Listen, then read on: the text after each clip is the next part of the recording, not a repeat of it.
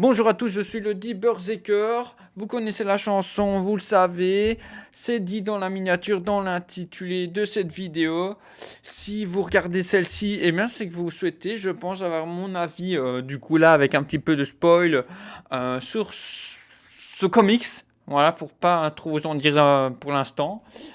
Puis ben on va commencer, hein. Donc c'est vrai, je vais redonner le pitch, je l'avais pas fait pour... Si, je l'avais fait pour Forgotten Blade.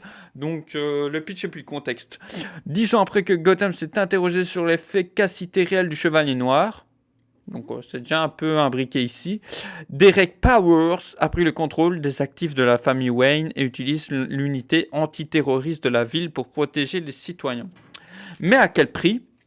Le justicier de Gotham est toujours en prison et en son absence, c'est à Terry McGinnis de prendre la relève. Mais dans cette ville futuriste dystopique, seul le vrai Batman n'est conscient des dangers à venir. Batman Beyond the White Knight se place dans la directe continuité des événements survenus dans Batman the White Knight ou encore Harley Quinn ou bien encore Curse of the White Knight auquel ça fait beaucoup référence. Je vais vous montrer que j'ai bien lu, en tout cas pour ma part, le premier, que j'avais apprécié, malgré un Joker soigné, etc. Malgré deux Harley Quinn, voilà, c'était les deux gros défauts pour moi, en tout cas, au niveau adaptation. Mais par contre, en grosse qualité, le rythme, les pages, le sens du découpage, le dessin, la patte de Sean Gordon Murphy, son amour des bagnoles, des bécanes, ce qu'il a fait de Dr. Freeze. Je sais que ça ne plaît pas trop à Oz, par exemple, ce Dr. Freeze-là, par exemple, pour ne dire que ça, mais moi, ça m'a plu de le voir comme ça.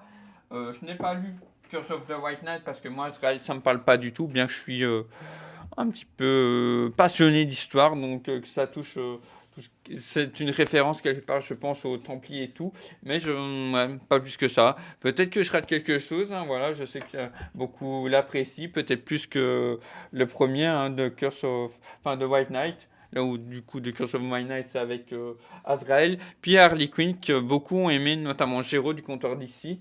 Je crois, hein, si c'est celui. Oui, je crois qu'il l'aime aussi comme Arline. Moi, j'avoue que j'ai décroché parce que c'est la période où ils en faisaient des caisses sur le personnage et de base, ben, ouais, c'est quand même comme le Joker. Je pense que c'est surtout aussi la série des années 90, forcément, qui m'a impacté à ce niveau-là, qui fait que donc Harley Quinn, voilà, c'est en must de anti-héros pour moi, de personnage, mais ils en ont tellement fait et surfait que ça m'a sorti par les cheveux pendant longtemps. Donc c'est pour ça que je ne saurais plus lire des comics avec elle, notamment puisque j'ai lu du New 52 et au début ça va, mais après, voilà quoi. Donc oui, j'ai fini par lire ça. Beyond the White Knight, bah, c'est dit dans le titre, bah, c'est un Batman Beyond, donc c'est une réadaptation de l'animé de l'année 90, fin 90, hein, donc dans la continuité de la série animée TAS, via une Animated Series qui avait quand même déjà une suite avec un Nightwing, un Barbara Gordon et tout, ce que je n'avais pas vu à l'époque. Voilà, peut-être que j'y arriverai dans mes revisionnages, puisque normalement je dois parler de la saison 2 sur la chaîne 12 dans quelques semaines. Voilà, si j'y arrive à me remettre davantage dedans. Bah, je vais vous montrer une vidéo, hein, que j'ai faite aujourd'hui sur le 5 mars là, 2024 sur Instagram pour vous montrer à quel point j'étais circonspect par en tout cas l'angle de vue de Sean Gordon Murphy, hein. Donc c'est lui qui dessine et qui écrit. Voilà, ça ne reste qu'une vision. Pareil ici dans ce que je vais vous donner mon avis, ça ne reste que ma vision de pourquoi je n'aime pas celle de Sean Gordon Murphy en fait, et qui fait que là pour le coup je peux vous le dire que je n'ai pas fini de comics, que je n'ai pas aimé. Notamment, c'est vrai qu'en faisant mes vidéos Drakkar sur YouTube, donc présentation de collection, qu'on remarque par exemple sur Marvel que, comme beaucoup, j'ai commencé par des petits comics. Alors des fois, oui, c'est comme certains films, ça peut faire une heure et demie et ça peut être consistant. Sauf que en comics, là, du côté Marvel, par exemple, c'est arrivé très rarement.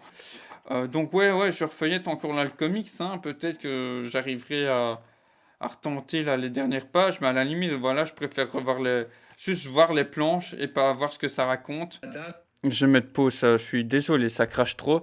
Donc en tout cas, c'est juste pour dire, j'apprends ce que je disais, hein. Donc premier truc qui m'a choqué, je vais vous montrer ça comme je l'avais fait sur Insta, je supprimerai après là sur le truc. Donc non, déjà je reprends. Hop, première chose qu'on voit, voilà, je vais vous expliquer, vous en faites pas, hein, pour le contexte. Donc vous voyez, on est en prison, voilà.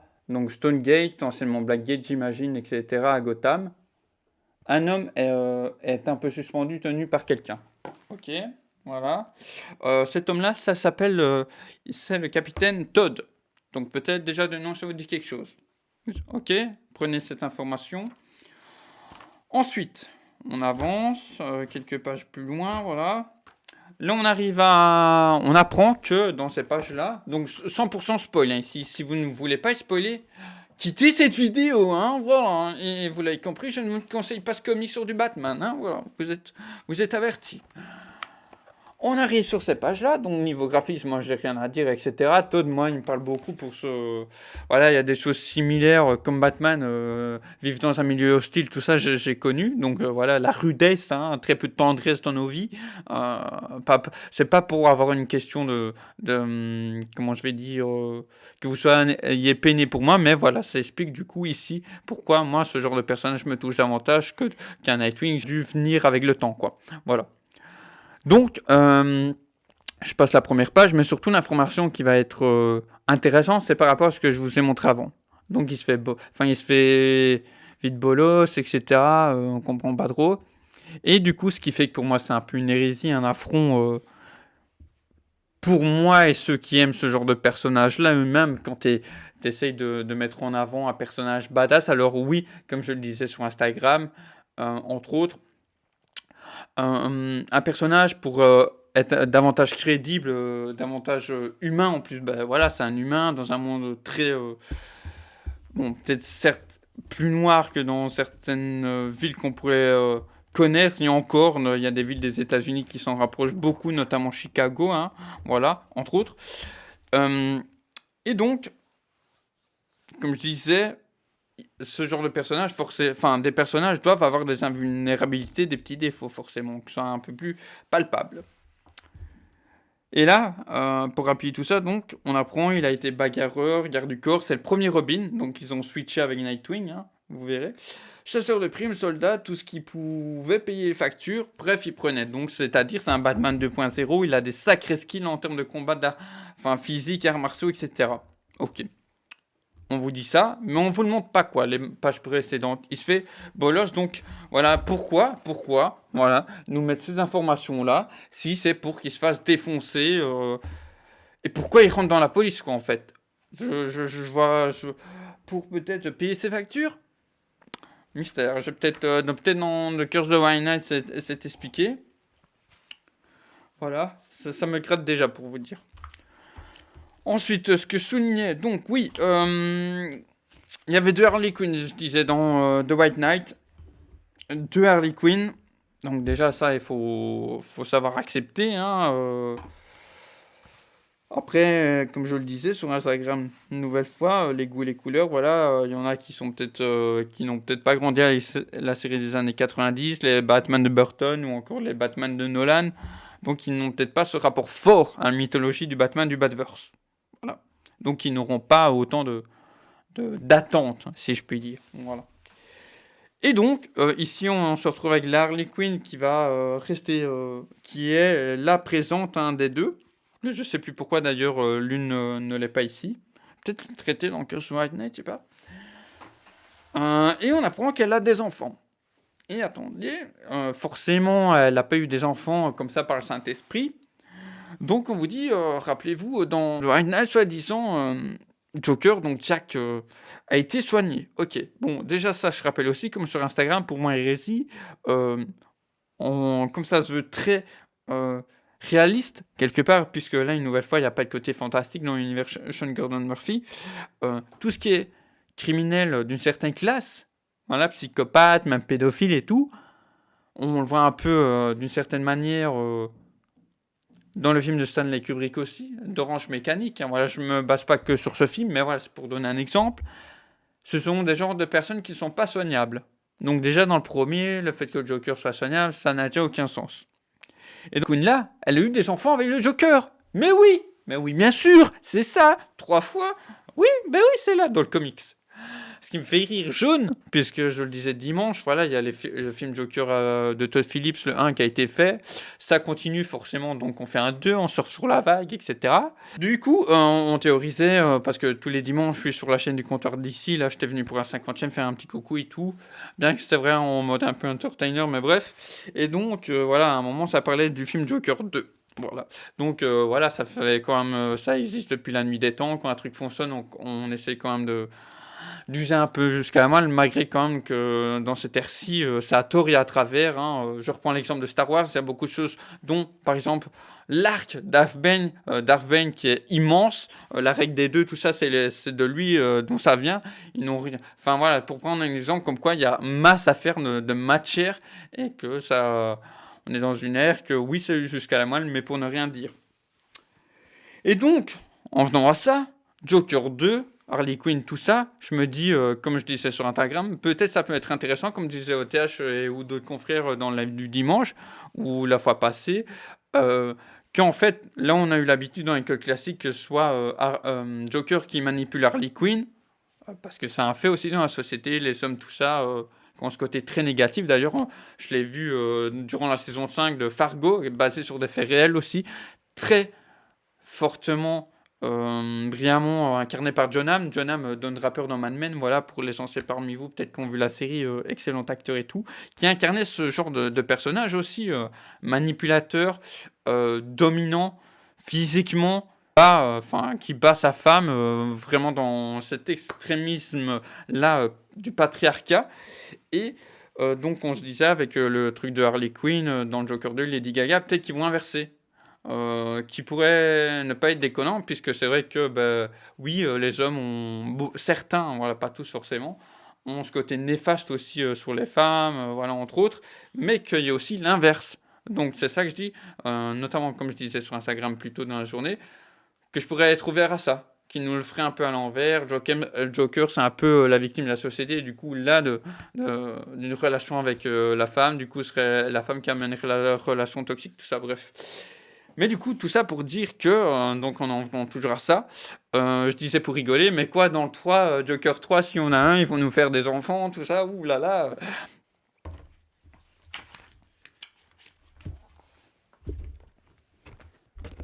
Voilà.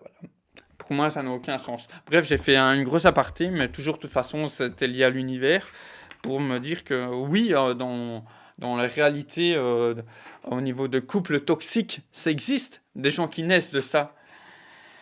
Mais là, au niveau de l'aura des personnages,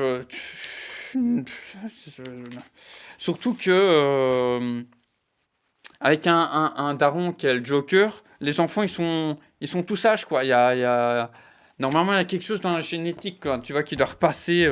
C'est pour ça que par exemple dans la série Gotham, une des rares choses que je trouvais peut-être cliché pour certains, mais au moins qui avait une certaine, je vais dire logique, c'était que normalement dans un arc, je crois qui a été fait dans les années 2000, peut-être en écho à un truc old school, que normalement James Gordon, son fils est un taré, etc., c'est un psychopathe, et du coup dans la série Gotham, je pense que c'est fortement en lien à ça, ils ont fait que la mère Barbara Keane devienne en fait une genre pré-Harley Quinn en fait. Donc là, en ça, je trouvais ça un petit peu intéressant de déjà montrer par ça. Et du coup, que s'ils avaient un enfant par la suite ensemble. Bon, après, ils l'ont pas fait comme ça. Ils l'ont mis avec Tompkins, Gordon, mais ça pouvait expliquer ça justement. Donc voilà. Donc Todd, c'est pas ça. Là, il y a des enfants, Joker, Harley Quinn, what the fuck. Ensuite, ouais, au niveau des dialogues, certains, j'ai déjà vu ça 50 000 fois. Donc ça m'a un peu gêné aussi. On retrouve la Batmobile de Matt Reeves. Bon, je dis de Matt Reeves, mais c'est Matt Reeves qui s'est inspiré fortement, ça pour le coup, au niveau muscle car de l'univers de Gordon Murphy. Mais surtout, un truc qui fait que j'ai arrêté le comics. Donc là, j'étais qu'à un quart du comics. Hein. Je crois que j'ai déjà passé les pages là, justement. On a une confrontation, donc Nightwing n'existe pas, hein, Richard Grayson c'est le deuxième Robin, et donc il est dans les forces de l'ordre, la GTO là. GTO en plus a un gros clin d'œil à une classification de bagnole dans les Ford Mustang je crois. Je crois que c'est une sorte de Ford Mustang. Je retrouve pas la page. Juke, je la retrouve pas. Alors je l'ai lu, hein.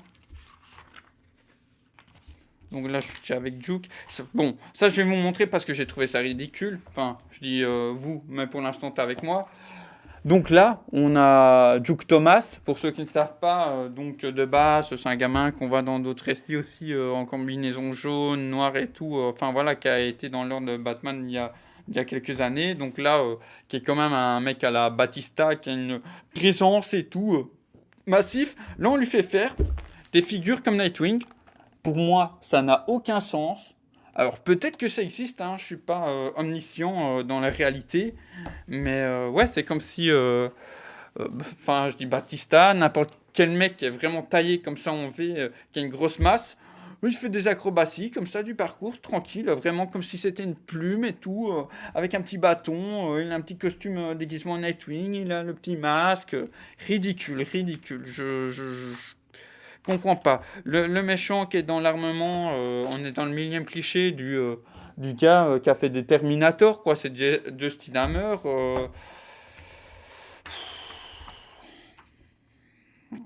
C'est vraiment tous les poncifs. Voilà, c'est là que je me rends compte qu'il y a un fossé entre Sean Gordon Murphy et moi. Et je suis pas le seul, hein. Une nouvelle fois que je dis, je pense que peut-être, j'ai pas vu la vidéo, les avis des autres qui n'ont pas aimé, mais peut-être le fait que d'avoir grandi avec la série des années 90, les films de Burton, les films de Nolan, euh, d'être marqué ouais, par le Batman, son univers fait que je peux pas, enfin que j'arrive pas à accrocher à ça quoi. Et Batman. Donc Batman, je rappelle quand même, c'est comme Red Hood, surtout ben là, d'après ce qu'on nous dit, un mec quand même, enfin le Batman on nous dit pas, mais nous on le sait, en plus on a lu du Curse Night, normalement surentraîné, enfin c'est le Batman quoi. Et voilà, la situation de pourquoi ça m'a fait sortir aussi un peu de mes gonds dans la journée. Je sais pas si tu vas bien voir, si certains qui verront cette vidéo le comprendront. Donc en fait, Batman, moult arts martiaux, même combat au corps à corps et tout. Parce que Dick Grayson a une armure en Kevlar renforcée, lui met un coup de boule avec un casque renforcé, et une épée, genre une épée laser, quoi. Et ça met KO Batman. Batman qu'on nous montre, hein, impose le respect déjà par son physique, mais de plus dans l'introduction de ce comics en prison. Je remonte la page. Alors, il n'y a pas eu ce truc je pourrais dire, je me repose sur rien parce qu'on ne le voit pas sortir d'une baston, etc. Mais voilà, si on se repose par exemple par genre de case, voilà, les flics le respectent, on en ont limite un peu peur et tous les gardent, quoi. Incohérence sur incohérence pour moi, mais ce n'est que mon avis. Et ensuite, bah voilà, comme dans beaucoup de comics, un arc où je suis pas arrivé dans le comics, hein, je vous le dis de suite, on arrive sur un changement de graphisme. Alors ça a peut-être une plus-value et tout, mais... Donc voilà, j'arrive pas à retourner vers ce comics. J'ai dû... Alors oui, il y a des points qui m'ont notamment un petit peu, enfin si je peux dire intéressé. Oui, le développement, enfin le flashback, le background de Powers, du coup, qui a réussi à faire chanter Bruce Wayne, etc. Parce que bah, il savait que c'était Batman et du coup il lui demandait des parts, etc. Pourquoi pas, je suis plus à ça près, quoi. Le fait que le Power, c'est un scientifique qui travaille dans la dans une aile apparemment de Wayne Enterprise, en tout cas Wayne Cryotech. Pourquoi pas, au niveau du costume aussi, mais ouais, voilà. Je suis déçu parce que, comme j'ai dit sur Twitter, c'est frustrant parce qu'il a une patte visuelle, c'est sa patte à lui. On sent qu'il a un amour, ben voilà, là un peu du post-apo et tout, des bagnoles et tout. Des trucs à faire, mais au niveau de sa vision du Batman, ou peut-être d'un cahier des charges qu'on lui a mis en amont en plus aussi, ça passe plus pour moi. Et je suis déçu parce que Batman Beyond, c'était quand même un aspect que j'aimais bien, hormis, c'est vrai, un petit peu le côté cyberpunk et tout. Là, le fait aussi, allez, comme on est toujours dans ce truc du cyberpunk, du côté post-apo, ben on va te faire aussi l'énième cliché que on a réussi à mettre à Batman Joker, l'ancien Joker, Jack, a réussi à mettre une puce dans la tête de Bruce Wayne, quoi. Et c'est pour ça que du coup, on explique que physiquement, Jack est là, alors que ça ne l'est pas du tout, quoi. Euh, J'aime pas, c'est le truc comme a dit un autre dans un live la fois passée, je sais plus où j'étais, qu'on me prend aussi pour un con, quoi. Parce qu'on nous le dit, hein, oui, non, t'inquiète, on le dit c'est Jack qui dit à Bruce Wayne, oui, non, t'inquiète, tu ne rêves pas, bazar. Il faut une métaphore par rapport à ça, etc. Et en fait, bon, on comprend bien que tu suis les pages, que Jack n'est pas là. Et voilà, voilà, voilà.